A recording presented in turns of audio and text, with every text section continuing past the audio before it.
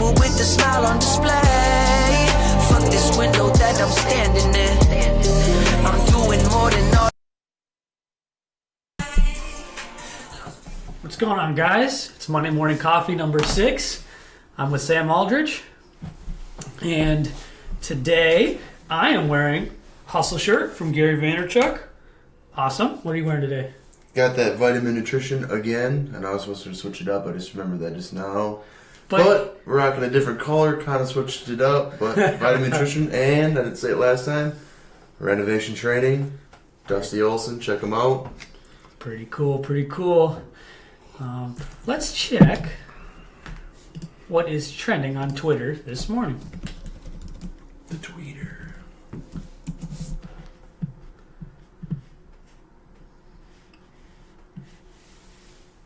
Today, trending on Twitter, as soon as I get this logged in.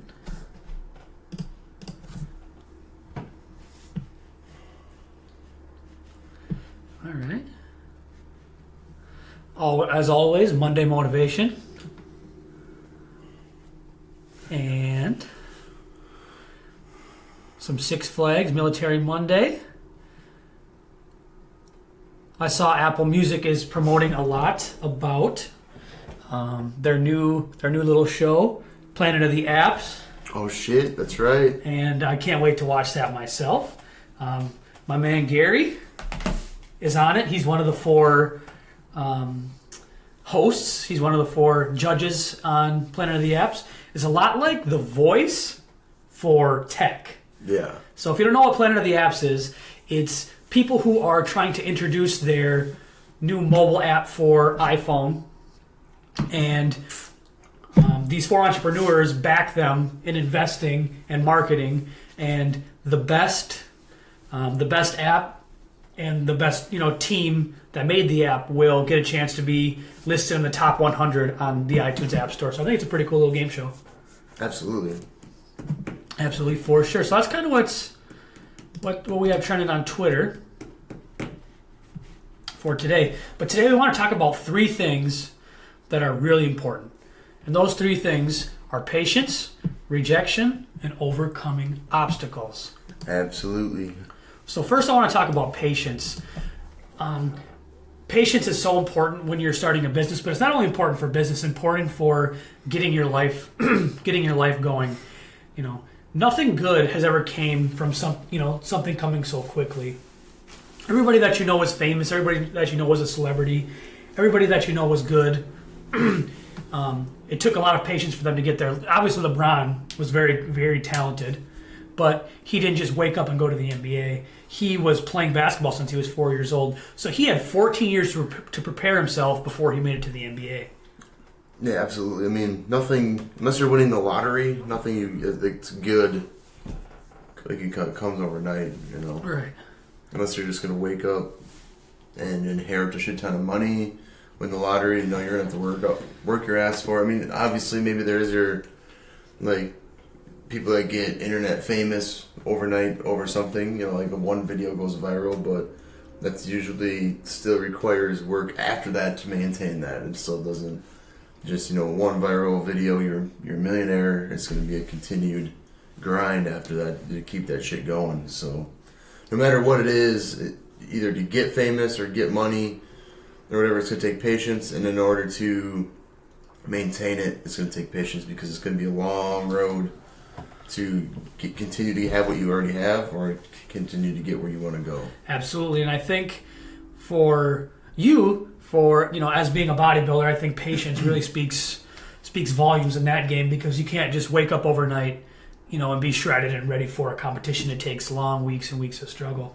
Yeah, I learned patience through bodybuilding, my first year doing it. I mean, like you said, I've been doing it 6 years now, and I'm only 225 or whatever, 230. So, I mean, it's like you see those people in 3-4 years that blow up and get huge and get do their thing, and that's awesome. But for the most part, a lot of people are just it's a long journey of every single day eating the same food, which brings you into the consistency and all that. But just being patient enough to know and I'm going to put all this work in and day out, and I'm not going to be where I want to be for the next 10 years. Absolutely. But I'm going to be willing to enjoy every step of the journey, be willing to grind every single day to get where I want to go. So, because you know the outcome, you know. Right, absolutely. And it's worth it. If it's worth it for you, you should have no problem waiting a while for And it. a lot of people are going to doubt you, whatever your dream is. They're going to be like, why would you want to do that? Why would you want to do that?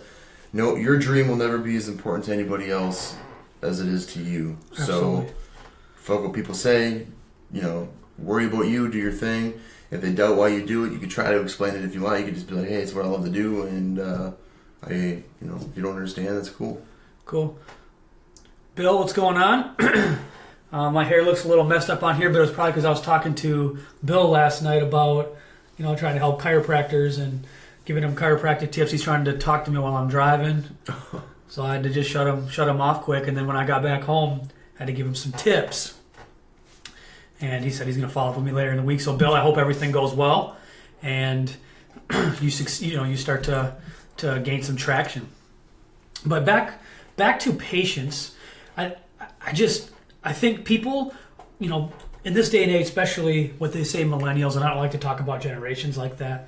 I've seen lazy baby boomers. I've seen lazy, 80-somethings. And I've seen, lazy 6-year-olds, 8-year-olds. But regardless, it really doesn't matter as much about the generation. Justin Dean, what's up, bro? Long time no see, long time no talk. I'm going to be down in Rochester week of 4th of July. We'll have to connect or something. Maybe we'll take a hop in my dad's new Jeep. I got to test drive it. Test drive before I buy one myself, right? James, get to the gym. Gym's after Monday morning coffee, baby. Yep. Who's that, Ryberg? Yeah, James. Yeah, you'll get there soon enough. But back to patience. With people nowadays, everybody wants things right now. Yeah. And most things that you want right now just don't bring the same value as something. Like for me, example in business, if I want to be a millionaire in 90 days, although it is possible, it's hard for me to bring enough people value in that 90 days unless I find a way to duplicate myself. For example, that's why I use stuff like ClickFunnels and lead pages and email marketing. And essentially what I do in digital marketing is duplicate myself hundreds and hundreds and thousands of times. So that automation gives me the ability to make more money faster. And that's what I like about technology these days is we have the ability to duplicate processes hundreds and hundreds and hundreds of times over to make things more efficient. Yeah, absolutely. I think, too, like you said, you can make that $1 million in 90 days, but you'll never impact the mass amount of people that you would in 10 years. Right. So, yeah, you can make that $1 million in 90 days or win the lottery or whatever it is, get it overnight. But at the end of the day, I mean, it's all what you really want, but I kind of want to create that legacy. I want people to know vitamin nutrition. I want people to know who I am. And I want, I want to influence and give back. I don't want to just sit here and collect money and go buy nice things. Absolutely. I mean, that all comes with it, but I want to give value. I want to change people's lives. Absolutely. Andrea, what's up? Pops, how's it going? Good to see that you guys are joining us today. So that's a little bit about patience. The second thing I want to talk about is rejection. And if you guys didn't get a chance to see my most recent vlog, I'll drop it in the comments here. I think I have it pinned on my Facebook page, but for the first time in a while, I went to a chiropractic prospective meeting and got punched in the mouth. And actually Sam is normally my videographer. He's smiling at me because he knew exactly how it went. He was the chiropractor that I planned to meet with, who said he wanted, to give me, 15, 20 minutes of his time, did not have the time of day for me. He was walking around, running around, asking me questions that weren't really relevant. He was talking about, prior times that marketers screwed him before. Yeah. So he had himself in the mindset that he was not willing to, really even listen. And by the time I got him to sit down, he asked me one question, didn't like my answer, and he was really done. Yeah, he already had said no by the second we walked in. You could tell that he didn't want to be a part of that. Absolutely, for sure. And it really takes it does take some courage to walk into some random store, talk to their owner, and be confident enough in what you're talking about to automatically get them to spend, $1,000 to $2,000 with you. Oh, absolutely. It takes a lot of confidence and courage. It really does, some guts, and that's really what about making money is all about. Is it's guts, it's courage, it's confidence in yourself and what the skill that you could provide or a service that you could provide for somebody. And the biggest thing is just don't get down about it though. Like, obviously, yeah, it sucks, especially the way he went about saying no to us. Like, it was shitty, and I felt a little disrespectful. But at the end of the day, it's like, okay, he's one of a million. There's 1,000 of him out there. The abundance mindset. The abundance mindset. And like you said, you're just gonna bury him. Like. There's 1,000 other chiropractors out there. At the end of the day, if he doesn't want to keep up with times and do what you're doing with marketing, absolutely, and all that, he'll just crumble.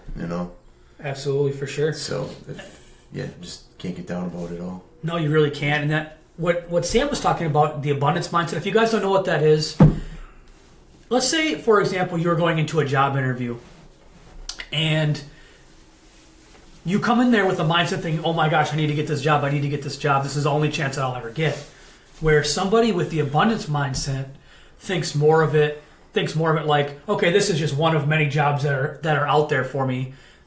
This isn't the last job that I'll, interview that I'll ever have. You set yourself in a mindset that will make you much more calm about the situation. It kind of calms your nerves. It takes the pressure off you that this is, thinking about this isn't the only job offer that you'll ever get. Yeah. Will really help you calm yourself, make you more confident, and help you get through that stressful situation. Yeah, that doesn't mean you don't try though. Absolutely. Yeah, you give it your all. You give it your all still, but you just realize that, hey, I'm gonna give this everything I have, and if it doesn't work out, my life isn't over because I'm no worse than it was before this. Absolutely. And I'll just keep grinding. But yeah, so you gotta still try your hardest at it and still give it your all, but don't, everyone's like, oh my god, if I don't get this job, or this doesn't happen, or I don't get into this school, my life isn't be over. Well, there's 1,000 schools, there's 1,000 jobs, so you're gonna be just fine. Absolutely. And if you caught us last week about school, or your online courses, or whatever it is. Go watch the last one. I already vented about this. But you must go to school. Yes, but learn a skill. Please learn a skill. I'm just kidding. Who's got my money? That's the only question that you have to ask yourself. Yep. Who's got your money?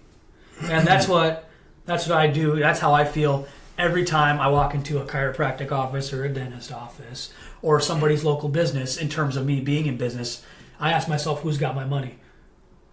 You have to, right? Absolutely. That's all it is. That's really what it is. And you have to be okay with facing rejection. I'm definitely not okay. I really don't like rejection. I'm not afraid of it by any means because, I go and do this all the time. But I kind of like rejection in the sense of when it doesn't go my way, it just keeps adding coal to the fire where it just keeps me burning. It keeps me wanting to prove them wrong. And I don't mean that in like a spiteful sense in terms of I'm gonna get back at them. I'm gonna get back at him. I'm gonna let him know that I'm burying him. I don't even want to let him know that I'm burying him. I just want somebody else to crush it so much that he has to notice that that he's not winning, and hopefully he finds out somehow that I would help them be behind that. Absolutely. What about rejection in terms of bodybuilding or some of the things that you've been dealing with? Well, with bodybuilding, it's it's like with the prep, you work your ass off for 16, 22 weeks, every single day of living this life of just cardio, gym, food. You give everything up. You give your friends up for that time. You give your family. All you do literally is cardio, eat, sleep, gym, cardio. That's all you do. And obviously, it's getting easier to have some balance and stuff now that I've done it a lot longer, but still, you find that the people that are really good just kind of live that strict lifestyle, but then you get on stage, you're like, oh my god, I look great, I look amazing, people are yelling for you, all of a sudden, now you take third place, like I did, and you're like, what the hell did I do wrong? I feel I look better than that guy, I feel like better than that guy. Alright, especially at your last show. Like, what the fuck, And obviously, you know, the judges saw something better, and I'm not sitting here talking shit about the people that beat me because they did look amazing. I just thought I looked good too, like good enough to maybe be interchanged at any moment with some of the guys, but it's just like, that is huge when you're like, holy fuck, I just worked all that for this. Right. This isn't what I signed up for, you know, this isn't what I came for. Right. And then you gotta go home with that, and then you gotta be like, now I gotta work a whole nother, year and a half just to, maybe get third again. Right. So, but at the same time, like you said, it's motivating, because now it's like, if I already took first, for me, I'm not going to go to a national stage right away, so what do I have to work for, you know? Right. So now, it's like, now that I'm getting bigger and growing, like I can hit that, hopefully that first place, and then maybe hit junior nationals or something.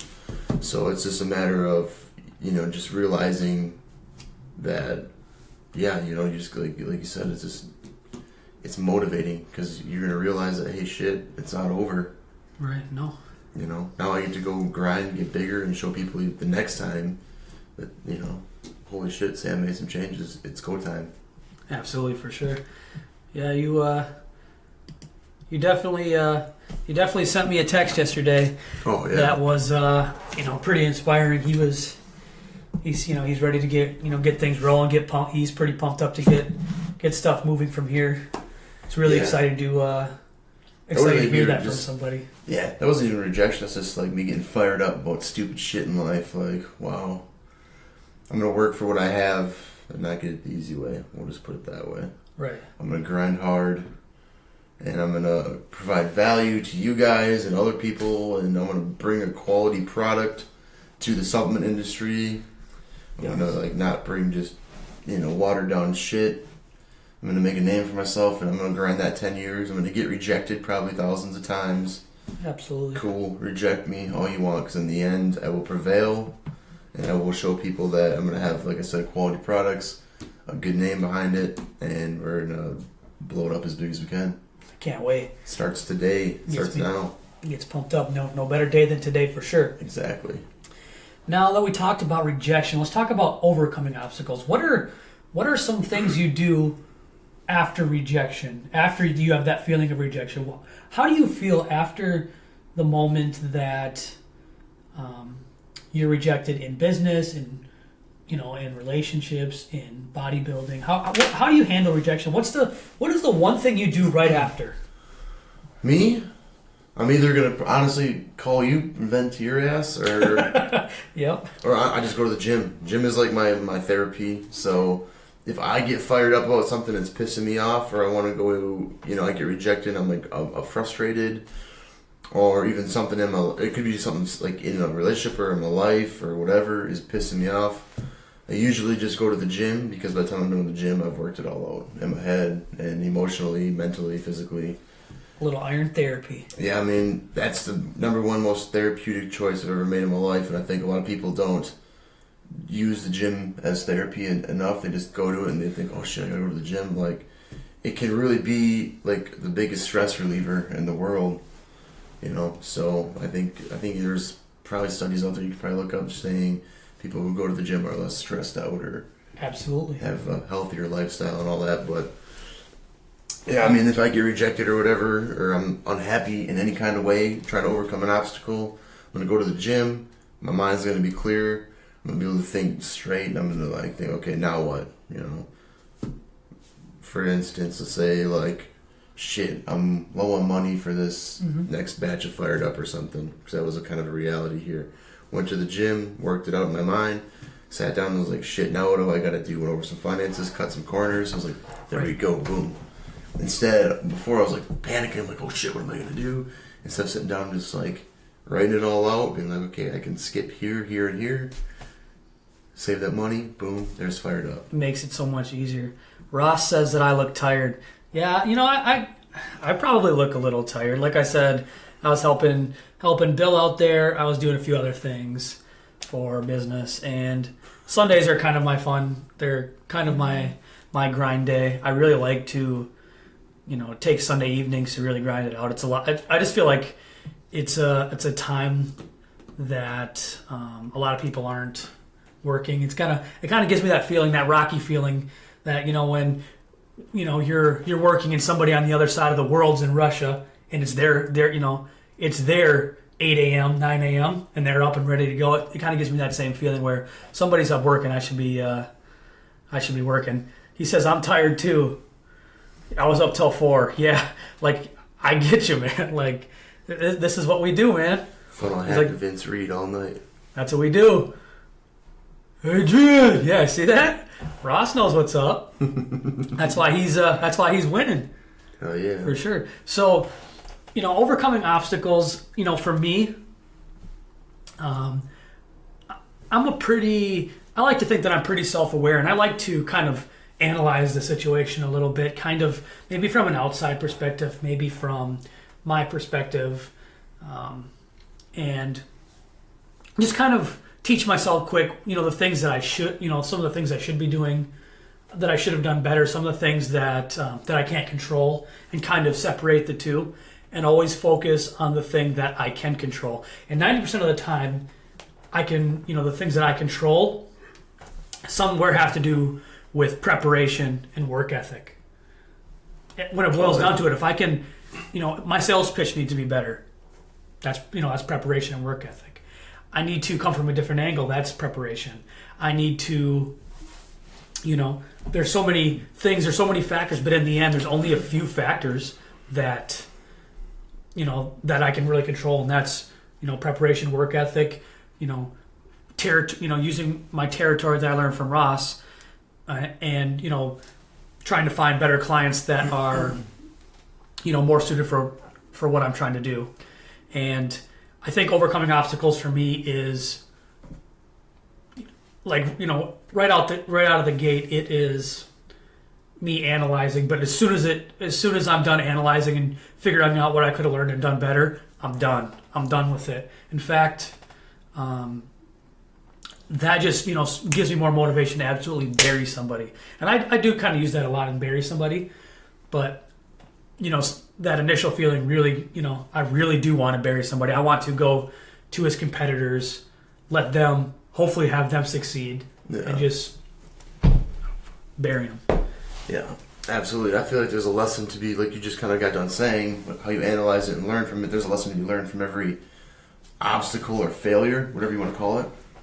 I mean, if you just take time to, if you want to analyze it, or just sit back and look at what happened, and like you said, learn what you did wrong and fix that for the future. I feel so many people get closed off or get so put down from their failures, and they don't try to look at what they did wrong. Instead of they're try to blame somebody else, try to blame that person, or whatever the situation might be, that they don't take responsibility for it. The sooner you can take responsibility for your own failure and be like, okay, now, I fucked up. Now let's fix it. What do I got to do? And that's right where I'm saying, going to the gym, gives me that time where I don't even think about it, and I come back clear-minded. Yep. I'm like, okay, this is what I did wrong as a person, and this is what I need to do better. So let's fucking fix it and move forward. I'm not going to think about it anymore. It's not even to be a thought in my mind. No. That failure. And I'm going to just focus on my future and what I need to do to be better. And that goes with every part of my life. That goes with business, bodybuilding, relationships, family, friends, everything. Any failure anywhere, I learn from it, put it behind me, move forward. Absolutely. I don't sit and dwell on things. I don't sit and think, poor Sam, this happened to me, help me. Absolutely. It's get the fuck up, quit being a bitch, move forward. What's up, Chance? And obviously, Sam even told me that it was probably my mint-colored pants that he didn't like. Mint-colored pants? Who wears mint-colored pants? It's probably the green pants, that he really didn't like. It did look pretty because good. Ross said when a sale doesn't go well, it usually comes down to the color of the necktie. What if you don't wear a necktie? That's it. Boom. You just fucked up because you didn't wear a necktie. If I didn't wear a necktie, then obviously it wasn't going to go well. And he's doing really good, so I probably should figure out what color necktie my client wants before I go in next time. Yep. Just ask them what their favorite. Make a questionnaire. What's your favorite color? That'll probably boom. Sold. Get that Boom. necktie. $1,500, please, right here. Neckties, baby. That's how it's done. So this is us wrapping up Monday Morning Coffee. Thank you guys for joining in. bow ties closed. That's it. Bow ties closed. I wore a bow tie once to an interview, and they told me I looked like I was going to homecoming. So I don't know if that would really work out too well. I felt pretty humiliated. That was a failure, and I learned from it. You don't wear bow ties to an interview. But what about to a client meeting? I mean, that's just some like James Bond looking shit. I wouldn't wear it. I'm gonna be honest. So this was Monday Morning Coffee 6, guys. Thank you guys so much for tuning in. Anything you want to close out, my man? No, just want to say thank you. Like you said, thanks for watching. Love you guys. We're gonna be coming out with some awesome other content, I guess, or whatever you want to call it. But yeah, we'll have some great inside scoops on things and whatever else is to come. Hopefully, you got more client meetings we can film. Yeah. You know, I'm gonna be doing the vlogs weekly here, so it's gonna be fun. Tune in. I love doing this Monday morning coffee. Absolutely, for sure. If you guys want to keep learning more about us, the grams, we put the grams right down here. Maybe this way. Everything's mirrored. Yes. And just to clarify, Ross was joking about the neckties and the bow ties. That's not what closes deals. But if you want to learn how to close deals, you could definitely learn in his course. And I will put the comment in this video so that he can show you guys how to actually close deals. So this is Angel and Sam, Monday Morning Coffee. Thank you guys so much for tuning in. We'll talk to you later.